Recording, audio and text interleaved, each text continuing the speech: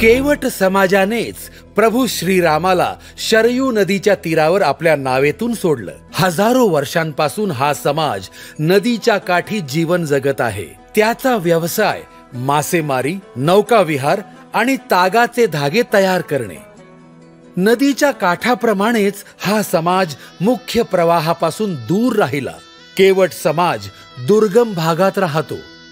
महाराष्ट्रातील बुलढाणा, जालना, औरंगाबाद व जळगाव या भागात ह्या समाजाची वस्ती आहे। स्वातंत्र्याच्या 77 वर्षानंतरही त्यांच्याकडे कोणी लक्ष दिलं नाही। पण महायुती सरकारनं केवट या जमातीचा भटकी जमात ब वर्गात समावेश केला आणि त्यांना शिक्षण आणि आर्थिक उन्नतीसाठी मार्ग मोकळा करून दिला।